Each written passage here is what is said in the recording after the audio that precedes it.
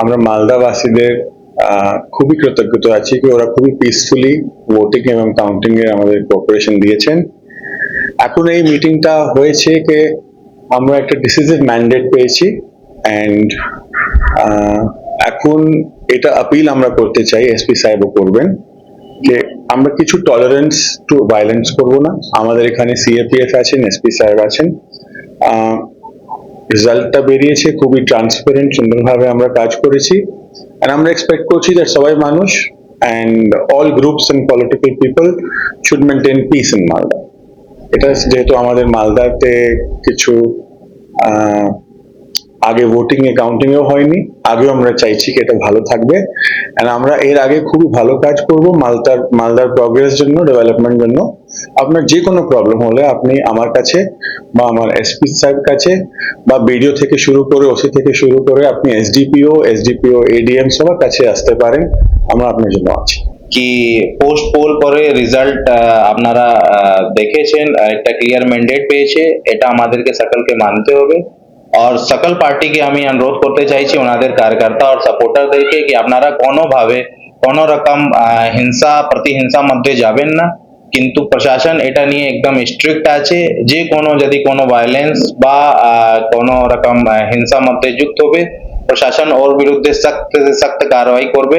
আপনারা জানেন বিগত এক দু দিন মধ্যে খুব বড় ঘটনা হয়নি, এক দুটা ছোট্ট ঘটনা হয়েছে, কিন্তু প্রশাসন স্টেপ নিয়েছে, স্পেসিফিক কেস করে অ্যারেস্ট করেছে। তো আমরা কোনো রকম কোনো হিংসা টলারেন্স করব না, এটা একদম ক্লিয়ার মেসেজ আছে আমাদেরকে। তো মালদাবাসীদেরকে আমি এটাই করব কি যে রকম আপনারা সুনাম আগে বানিয়ে রেখেছিলেন ডিউরিং কাউন্টিং, তারপরে যত আমাদের মিছিল ছিল, তারপরে আমাদের ডিউরিং ইলেকশন, এই সুনামটা বজায় রাখবেন, কোনো রকম হিংসা মধ্যে যাবেন না। কোনো পার্সোনাল গ্রাজ নিয়ে যদি আপনারা কোনো রকম কোনো ঘটনা ঘটিত করবেন তাহলেও কিন্তু আপনাদের বিরুদ্ধে সখ্ত কারবাই করা যাবে। আমাদের সঙ্গে এখানে সিএপিএফ আছে, আগেও সিএপিএফ থাকবে। তো এটা আমি নরমাল যে মালদা মানুষ আছে ওনাদের কাছে আমি এটা বলতে চাইছি কি আপনারা একদম নিশ্চিন্ত হয়ে থাকুন, মালদা পুলিশ আপনাদের সঙ্গে আছে, আপনাদেরকে কোনো অসুবিধা নেই। কিন্তু যে দুষ্কৃতীরা আছে ওনাদেরকে আমি সখ্ত সন্দেশ দিতে চাইছি কি আপনারা যদি কোনো রকম কোনো ভায়োলেন্স মধ্যে যাচ্ছেন তাহলে কিন্তু মালদা পুলিশ আপনাদের বিরুদ্ধে একদম সখ্ত কারবাই করবে। সেন্ট্রালি যা মিছিল হবে ওটা পার্টি পক্ষ থেকে বা ওনাদের গভর্নমেন্ট থেকে ডিসাইড হবে।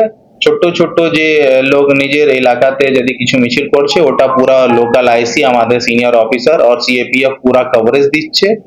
আর যদি র্যালির মধ্যে কোনো যদি কই বদমাশি করবে, কই ভায়োলেন্স করবে, কিন্তু ওর বিরুদ্ধে আমরা একদম অ্যাকশন নেব, এটা ক্লিয়ার আমরা যে লোক র্যালি করছে ওনাদের কাছে এটা সন্দেশ দিয়েছি। আপাতত বাহিনী আমাদের কন্টিনিউস থাকবে, লাস্ট ডেট কিছু বলা নেই, কিন্তু মোর দেন যে বলা আছে কি 15 তারিখ পর্যন্ত তো মিনিমাম আছে, ওর পরেও কিন্তু এটা কন্টিনিউস করবে। এখন প্রেজেন্ট আমাদের কাছে 14 কোম্পানি সেন্টার ফোর্স আছে। আমাদের অ্যারেস্ট যে আছে মোটামুটি 5 লোক অ্যারেস্ট হয়েছে বিভিন্ন ঘটনায়। স্যার এখন পর্যন্ত অপোজিশন পার্টি মানে তৃণমূলের যারা লিডার বা তাদের সিকিউরিটি থাকে না?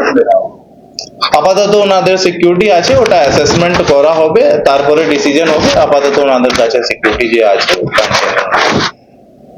বিজেপি পার্টি অফিসে কি পুলিশের হবে?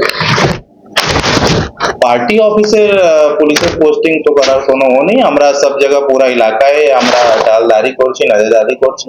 যেখানে যেরকম যদি কোনো রকম অভিযোগ বা হিংসা বা কোনো রকম কোনো খবর পাবো, সঙ্গে সঙ্গে আমাদের জেলা পুলিশ আর সিএপিএফ মিলে ওখানে গিয়ে অ্যাটেন্ড করবো।